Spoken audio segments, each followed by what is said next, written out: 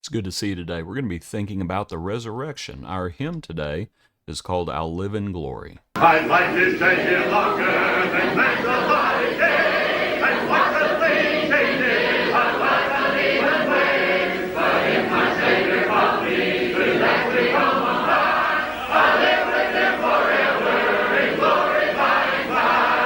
Oh yes, I'll live in glory, living by and by. I'll tell and sing my story till the day of night. There is my dear Redeemer there.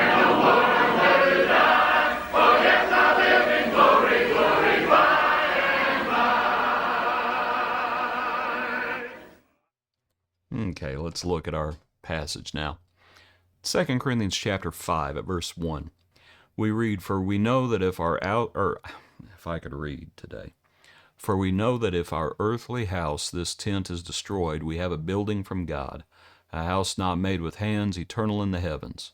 For in this we groan, earnestly desiring to be clothed with our habitation, which is from heaven.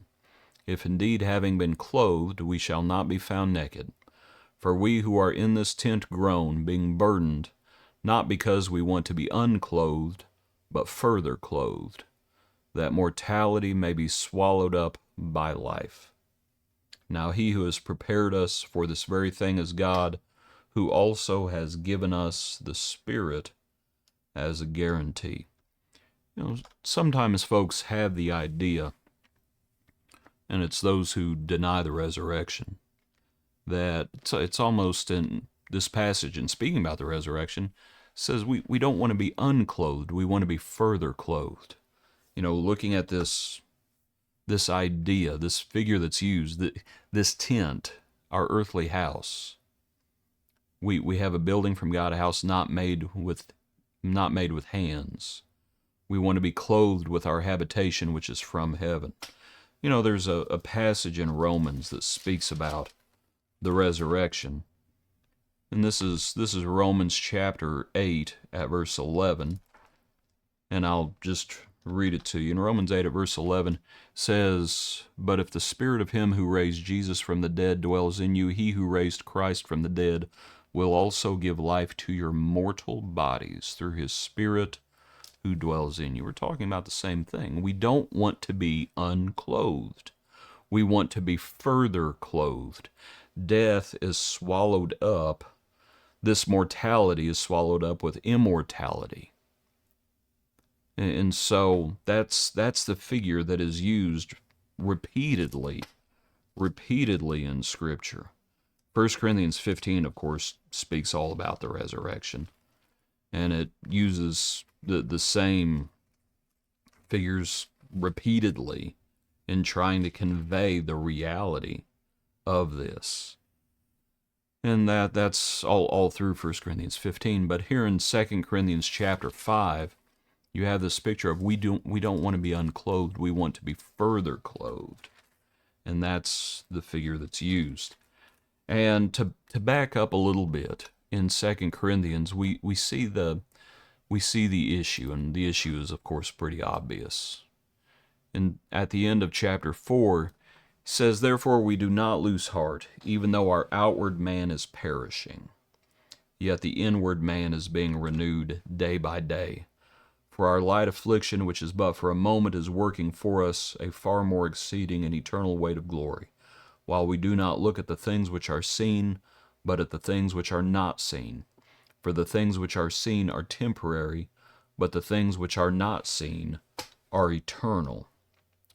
Again, the issue is people think that in the resurrection we won't have a body, and that's just not what Scripture says. It says, and I'm going to have to read from 1 Corinthians chapter 15 now.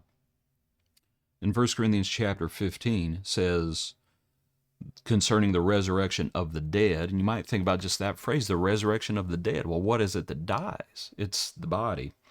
And so it's the resurrection, by the way, literally means to stand up again. That's literally what it means. The body is sown in corruption, it is raised in incorruption. It is sown in dishonor, it is raised in glory. It is sown in weakness, it is raised in power. It is sown a natural body, it is raised a spiritual body.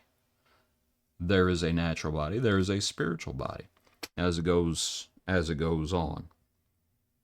And so we have this figure. We do not want to be unclothed, but further clothed. And sometimes people see, back in our 2 Corinthians passage, they see the outward man that is perishing.